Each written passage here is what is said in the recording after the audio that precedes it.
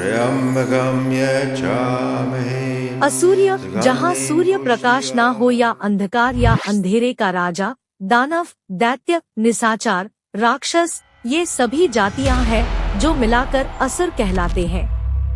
मित्रों, ऐसी ही धार्मिक जानकारी लेने के लिए मेरे चैनल को सब्सक्राइब अवश्य करें और बेल आइकन को प्रेस कर ले, जिससे कोई भी नोटिफिकेशन मिस ना हो। तो चलिए शुरू करते हैं आज की प्रस्तुति। राक्षस, यह शब्द सुनकर आपके मन में किसी की क्या तस्वीर बनती है? एक ऐसा व्यक्ति जिसका कद सामान्य व्यक्ति की तुलना में काफी ज्यादा हो, चेहरा बेहद डरावना, दांत बाहर की तरफ निकले, बाल बड़े, आंखें लाल और जो इंसानों का मांस खाता हो।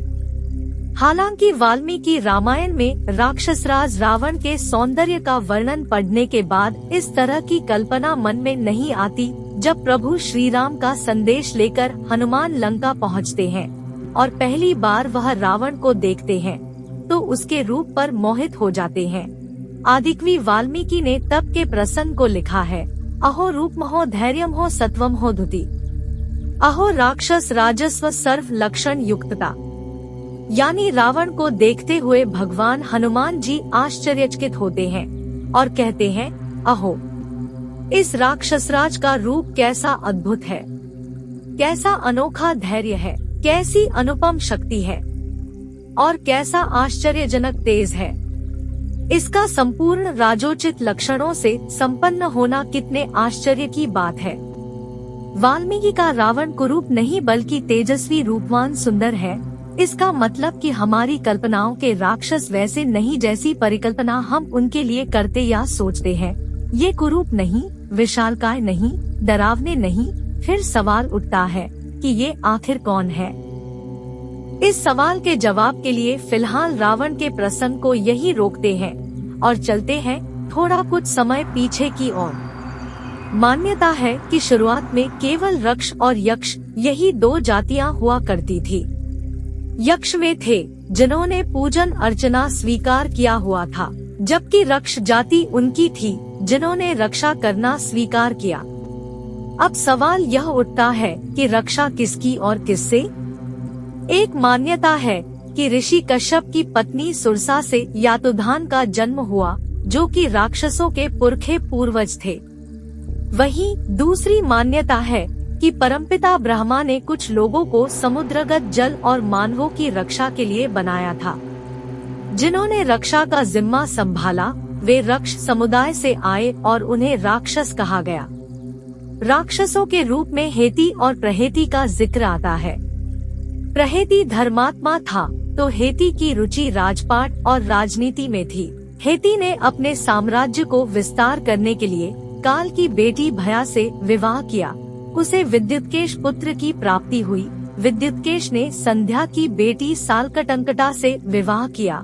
सालकटंकटा के कई लोगों से संबंध थे, जिसकी वजह से उसके पुत्र को विद्युत्केश ने नहीं अपनाया।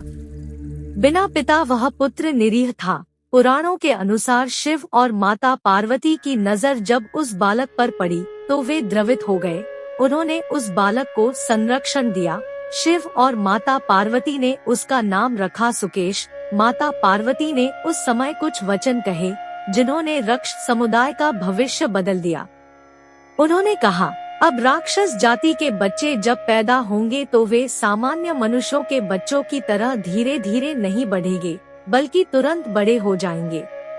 सुकेश ने गंधर्व कन्या देववती से विवाह किया, जिसके 3 पुत्र हुए, माल्यवान, माली और सुमाली।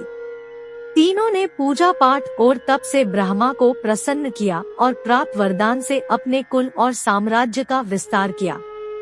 हालांकि जैसा होता है बल के बाद व्यक्ति संतुलन खो देता है, ठीक उसी तरह इन तीनों भाइयों के साथ भी हुआ। रक्षा के एवज में वे अतुल्य संपदा एकत्र करते रहे, कुबेर से लंका बनवाई और उसे राक्षस जाति का केंद्र बनाया। लेकिन उन्होंने यक्षों और देवों पर अत्याचार शुरू कर दिया। पीड़ितों ने विष्णु भगवान से गुहार की। भगवान विष्णु ने तमाम प्रयास किए, लेकिन ब्रह्मा के वरदान के आगे वह भी बस इतना ही कर सके कि इन तीनों को लंका से पाताल लोक भगा पाए। तीनों ने अपने कुल का विस्तार किया। सुमाली के पुत्रों के अलावा उसकी एक पुत्री थी, उसका नाम कैक्सी था। कैक्सी ने विश्रवा को अपने जाल से मोहित किया, जिनकी पहले शादी इल्विला से हो चुकी थी और उनका पुत्र था कुबेर। तीनों भाइयों के पाताल लोक चले जाने के बाद भगवान ब्रह्मा जी ने लंका कुबेर को सौंप दी थी। बाद में जब विश्रवा का विवाह कैक्सी से हुआ तो उसके 3 पुत्र हुए, रावण, विभीषण और कुंभकर्ण। इसके अलावा एक पुत्री भी, जिसका नाम शूर्पणखा था। सुमाली नाना था लंकापति रावण का। उसने जब रावण को रक्ष समुदाय के लोगों के बारे में बताया तो वह उनके आत्मसम्मान और गौरव के लिए रक्ष संस्कृति की स्थापना के लिए आगे बढ़ चला। प्राचीन काल में हमने देवता, असुर, दानव, यक्ष, गंधर्व, किन्नर आदि के राक्षसों के बारे में सुना। बाद में असुर, दानव, दैत्य और राक्षसों को एक मानने लगे। हालांकि सभी अलग हैं। राक्षस वे लोग थे जो कि रक्ष संस्कृति को मानते, यह उनके लिए धर्म था। इसका अर्थ था रक्षा करना। इसके एवज में वे अतुल्य धन संपदा लेते थे। एक तरह से कहा जाए तो आधुनिक युग के मुताबिक हफ्ता वसूली का बिजनेस हुआ करता था। रावण ने एक बार फिर रक्ष संस्कृति की स्थापना की। दानव और दैत्य समेत अन्य लोगों को मिलाकर राक्षस जाति बनाई। यह जाति दूसरों की धन संपदा लूटकर उन पर अपना अधिकार जताती थी और बदले में उन्हें उनके जीवन की रक्षा का प्रण देती थी। आचार्य चतुर्सेन शास्त्री के उपन्यास स्वयं रक्षाम का अर्थ है हम रक्षा करते हैं। इसका नायक रावण है, जो कि रक्ष संस्कृति का वाहक है। इस उपन्यास के प्रसंग रावण से जुड़े जरूर हैं। ऐसे में साफ है कि राक्षस वे और वैसे नहीं जैसी हम कल्पना करते हैं। राक्षस ऐसे लोगों का समूह है जो कि रक्षा करने के लिए थे। इनके रक्षा करने का मूल आधिपत्य स्वीकार करवाने में था।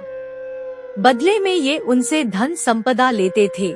शुरुआत में जो रक्ष संस्कृति उत्पन्न हुई थी, कालांतर में उसमें तमाम कमियां आ गई और वे ताकत में अपने मूल कर्तव्य से भटक गए थे। इसी वजह से जनता ने उनके लिए परपीड़क की कल्पना की, जो अब तक कायम है।